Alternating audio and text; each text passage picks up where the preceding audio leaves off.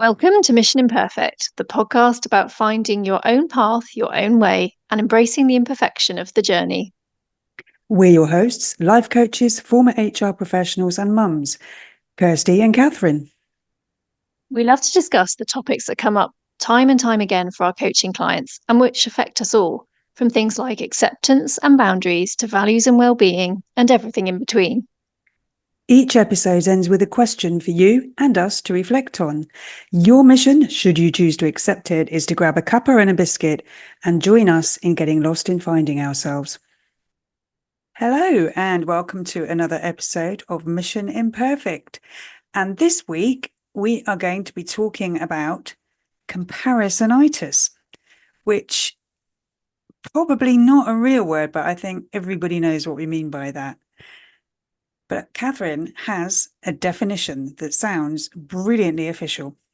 Well, thank you. Yes, we were just saying it sounds like it should be a real word, doesn't it? But I basically came up with what I kind of think it means, and I think it's a generally accepted view that it's this tendency to frequently compare yourselves to others, and more often than not, in an unfavorable way. So you come out of it not feeling so positive. So to be honest, in a nutshell, it's not really something we want to get involved in, but we do. And Yes. there was just something in perhaps human nature that steers us a little bit this way. And I know we share some similar thoughts on this, don't we? About this idea that it is human nature to consider how you are doing. Okay. And therefore, some kind of measure or understanding is kind of helpful to understand how you're Yeah. doing. But the problem is, it's like we've extended that to mean a measure against other people. How do I compare with others? So you think back to early experiences like primary school, even where you have tests, where you are assessed, where you're graded. In Mm-hmm. secondary school, we have our GCSEs, A levels, or equivalent, whatever they might be called these days. Showing my age there. So it's a measure of how we're doing. Our sort of curiosity extends that to mean how do I rank, in comparison with other people. And I think that's where it starts to become a bit messy and counterproductive. I think so. I think it's when words like better and worse come into play, Mm. isn't it? They're doing better than me. I'm doing worse than them. I think that's where the damage creeps in, because it can be quite healthy and productive, a sense of competition or whatever. It can work really well for lots of people, and it can bring out the best in you, can't it? But as you say, it's when it's this whole "I'm not as good as somebody else" thing starts to kick in that it becomes so much more damaging. And when society compares us from birth. I mean, if your parent, I don't know if they still exist, but when my son was there was the red book that the health visitor gave Yeah. you. You had those percentile charts and so on. Oh, your baby's on the 100th percentile. Your baby's only on the 10th percentile. It's going, oh, I'm Yeah. not doing well compared to other mothers because my baby is not on the highest percentile. And Yeah, exactly. Like, your baby is overweight, your baby is underweight. It's like, well, actually, yeah, there's going to be babies that are at different ends. But not every baby you're going to measure is going to be at the 50th perfect yeah. percentile, because that's not how it works. And yeah, there is still that sense of it. Oh my God, my baby's too small. You know, or my baby's too fat, perhaps. Mm. I never had that problem. I was always the one trying to keep him on the percentile. But yeah, so right from the get-go, that comparison is there for us. And we're encouraged to win races, to be top of the class. It's quite insidious, isn't it? Yeah. Although you very correctly pointed out that sometimes we can flip this round, can't we? When we're feeling a bit insecure, and start to judge others harshly, and have thoughts like, not that we like to perhaps readily admit these ones, but oh, at least I'm not as, insert word of your choice, as bad as, or as Yeah. faring as poorly as someone else. And that's also a really unhelpful way of thinking, isn't it? isn't it? I think it's a self-preservation thing. Is it when your ego is in a really fragile place, it needs to know that it's not the lowest of the low. You kind of need that sense that you have some worthiness, I think. So then that's what tends to make us very critical of other people. Well, I might be a shit parent, but I'm not as bad as so and so. They never give their kids fresh veg, or it's that comparison creeps in to try and make us feel a little bit better. But the longer we sit in insecurity and that sort of sense of lack and not being good enough, the harsher we become on other people and the worse the comparison gets. And on the one hand, we're being really horrible about other people who we deem to be not as good as us in some way because we're desperately trying to set ourselves up. And on the other hand, we are creating that vicious circle by comparing ourselves unfavorably to so many other people that makes us feel worse, that makes us go off and needs to find somebody not as good as us in some way.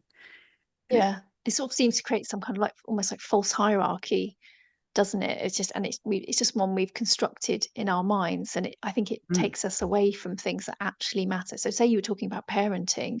At least I'm not as bad a parent as expert. I mean, that's a very strange thought to be having anyway. But Yeah, it's like, well, the thing that really matters is how are you as a parent? Yes, not perfect. Of course, we've spoken very of course. openly about this, and we do make mistakes. But what are your intentions as a parent? It almost doesn't matter because other parents are not you, their child is not yours, and your relationship is different. So comparisons can be really unhelpful and give some kind of false measure or assessment for people, which I think is really Yeah. disruptive and actually detracts from what matters. But the problem is, or one of the problems I think, is that it's so easy to compare, isn't it? We live in an age where we can make comparisons so readily and easily, thanks obviously in part to social media. We can easily scroll our platform of choice. There are many, Hmm. and we see people sharing snapshots of things that they want us to see. So, the exotic holidays, the exciting plans, the promotions, and those posts they can sort of fuel that tendency to make an unhelpful reflection and comparison, like this person is successful or wealthy or living a great life, and why aren't I? But the point is that it's just a snapshot, isn't it? It's a moment in time. It doesn't necessarily mean that is the overall reflection of that person's life. And Yeah, let's be honest, no one has an amazing life all of the time, right? I mean, I like to think that that's not an unfair thing to say. There are bumps in the of road. Everybody, no matter who you are, right, or how much money you have, course, of status, course. all of those things, and we choose what we share, don't we, with others on social media. It's a projection. We want people to see and hear and think about us. And the truth is, I'm not going to lie, I'm guilty of this too. If I share holiday snap, I'm going to pick the one with the sunny day. And when I don't have a double chin, the truth is, the truth is that will just be a snapshot.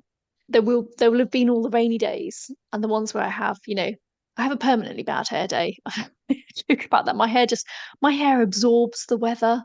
Even on a dry day, it Oh, can we just are the same person. Yes. yeah, it can just quadruple in size. I don't know what I do. Anyway, but my point is the picture that I would post would be the one where it looks vaguely acceptable, unless I'm going to make a joking post of, well, look what it's up to today, whatever it might be. But But again, we're and I'm just saying, choosing we're choosing what we portray, aren't we? exactly, and I'm not social media bashing, because it's actually, we are able to connect and just share little snapshots with other people, and we should celebrate the good stuff as well, and we should Yeah. feel that we are able to put up the nice picture and so on. But my point is just to view it with that healthy degree of realism, that is that moment in time, um, and it's not like an overall picture of everything in comparison to you, because I think you just end up making skewed comparisons that are unfair in the first place. So you're on, I call it the road to nowhere, comparisonitis, because I Oh, just you're think giving it's me an earworm now. There's a song, isn't oh, there? oh, is there? We're on the road to nowhere. Yes. Oh, Oh, you can start sorry. singing. Nobody wants me to start singing. No, okay. I won't do that to you. But yeah, Okay. this is now in my head. Thank you for that. It's okay. Sorry. It's gonna be singing in your ear the whole time now, isn't it? I've I mean, had worse I do. earworms, to be fair. Yes. But but I yes, I mean, social media has many, many positives, and I think the problem is not social media; it's the way humans choose to use it, and mm, and it can be such a force for good in terms of sharing the difficulties and the vulnerabilities and the problems, so that we don't have to hide them and pretend they're not happening. But yeah, so often what we see is perfect lives, or what we think we're seeing are perfect lives. What we're seeing are a handful of perfect pictures, yes. which have probably been heavily edited anyway. I mean, I would say I don't mess around with pictures, but occasionally I scroll through a filter and stick one on. Oh, do you? Do you know I actually haven't done that? I would be interested to know what it might do to Yeah, I mean, to not improve them. I don't spend hours doing it, but if I take a picture, if I take a selfie, do I use the little magic wand thing on my camera phone to perfect it? Well, no, it's not to perfect it; it's to improve it, to touch up the image a little bit. Yeah, yes, I do. And I think that's more to do with color than making me look good. But even so, it's still a slightly false impression. Very, very often, I do find when I do that, it feels truer to the eye of what I've seen, especially if I'm taking shots of nature. But it is so easy to just touch something on the screen and slightly change the image that you're presenting to the world.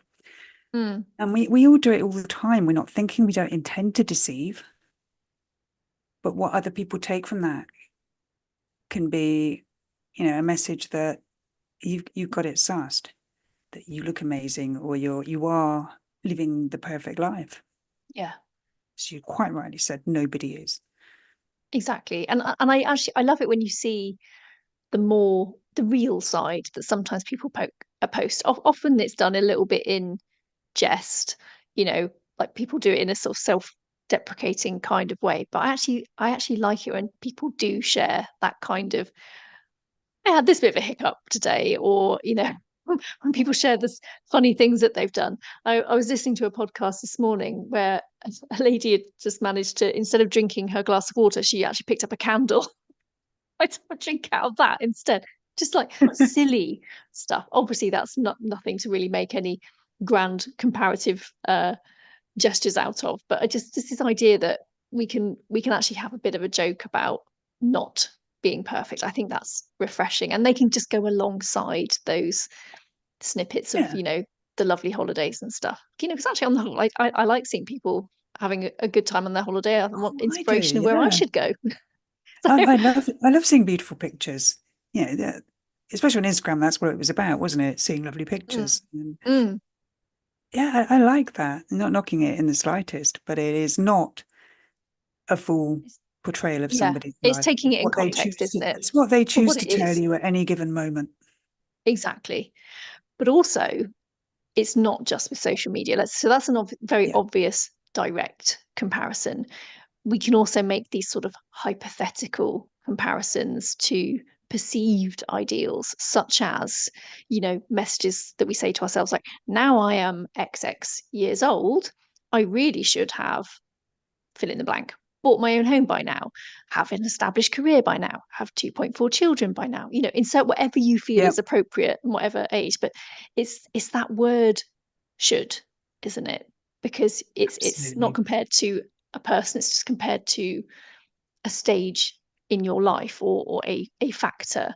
And as coaches, we don't like the word should, to be I'm still guilty of We using it. don't. I know I say it Yeah. sometimes, it annoys me, because I'm very used to it. But the should is, well, according to whom?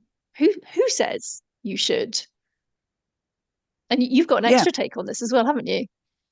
Yeah. I often, whether it's in a coaching session or whether it's my own self-talk, when the word should comes up, I ask the question, is it a should or a want to?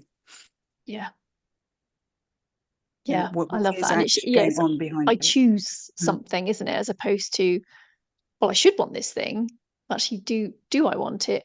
Do I choose to have Yeah. this thing for me? And I think if the desired outcome is one that you genuinely want, who says it has to be done by a fixed time scale? At what point do we decide this is the age at which these things should be achieved? I was talking to my mother-in-law last week during the half term, and she had my husband when she was 25, and she was deemed an older mother at Wow, 25. I'm like, holy smokes, who, who deems that that's that's because it's crazy. certainly not what would be deemed an older mother these days, is it? And who says that below a certain age is the right age to have a child? I just think we have these sort of constructs, don't we?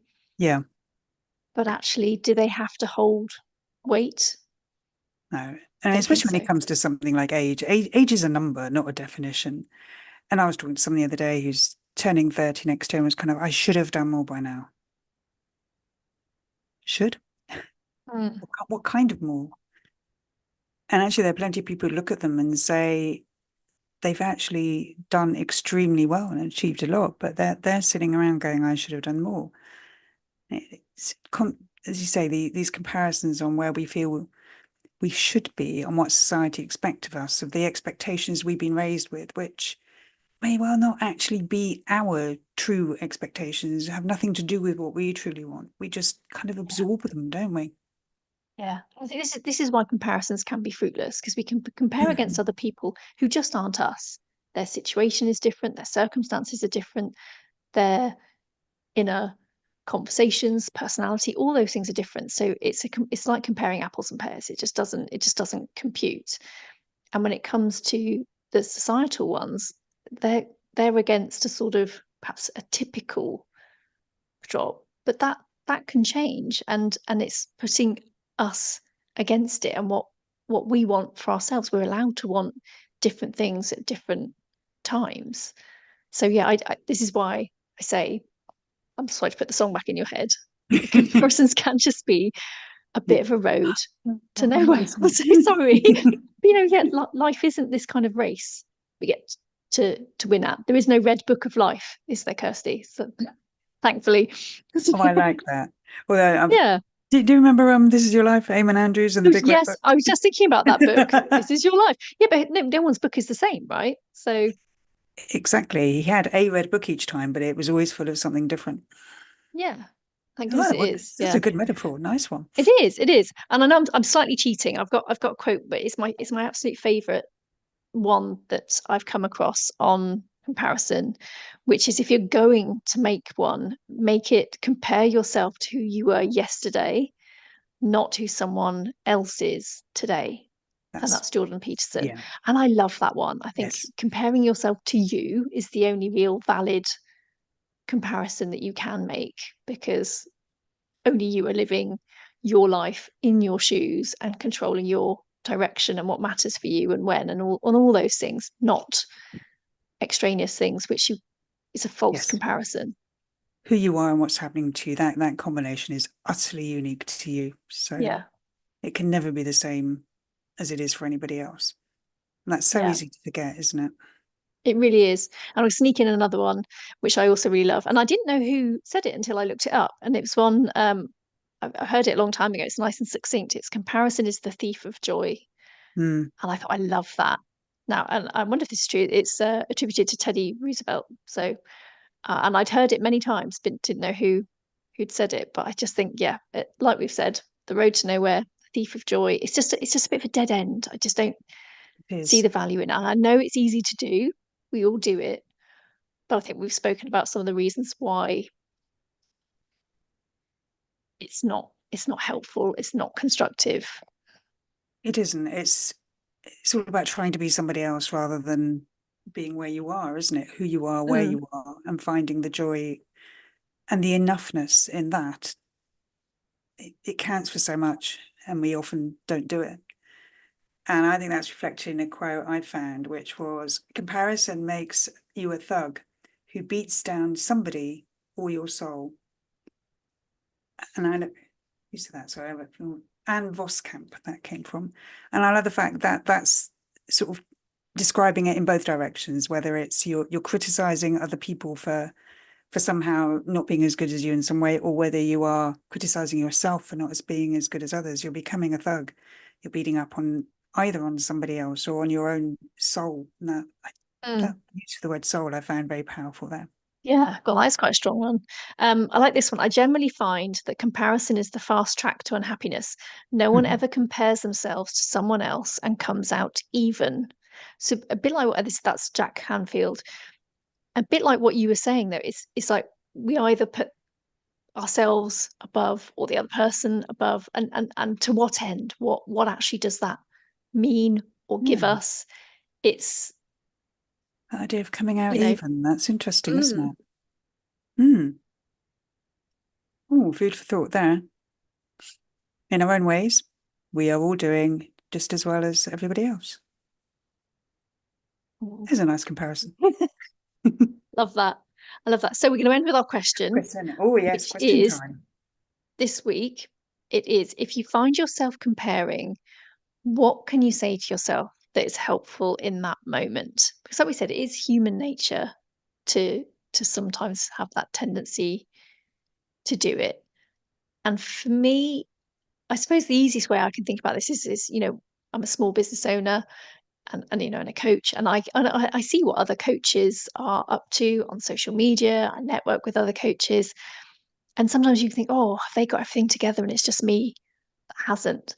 And I just have to remind myself that no one else is me in my situation. I have my strengths. I also have my weaknesses, my quirks, my foibles, all of those things. So their stage or status and what's happening for them is always going to be different to mine. It's like I said before, it's like comparing apples and pears and then wondering why they're a different shape and they taste different. So it's because they Such are. a good point. Such a good So point. yeah, it's a there we go. It's a fruitless comparison. See what I did there? So I won't go into jokes. Don't worry. I recognize my limitations. Feeling slightly relieved about that at the moment. Go on, Kirsty. What's yours then Right. when you find yourself comparing? I have to say that my gut reaction would be very similar to yours. No, nobody is in quite the same shoes. But if I take it a bit deeper, I think I have got used to recognizing that when I see what somebody else is achieving, what they have, I start to ask myself, how much work did that take? How much effort did they put into getting that particular thing that at the moment I think they have so much better than me? And then I ask myself whether I am willing to do that work. And very often the answer is no, because very often the things we are casually comparing are not actually things that matter to us that much when it comes down to it. That's a really interesting way of looking at it. Yeah, what have they done to get there that you're not prepared to do, or actually realize Yeah. you don't want to do? Yeah. It just changes how you feel about the outcome. If I'm not prepared to put the work in, then obviously I don't actually want it that much. So why am I comparing and feeling jealous over it? Yeah. Oh, I think that's really helpful, really good perspective. So I think have we covered everything today, Kirsty? I Oh, feel like we've whistled we through comparisons. have, and I think I've come away from that with quite a lot to think about. That was really interesting. Thank you. Oh, thank you. And we'll see you next week. Thank you for listening to this week's episode of Mission Imperfect. Please visit the show notes for details on how to contact us and for any resources we may have on the topic discussed. Until next time, keep being imperfectly you. No one does it better.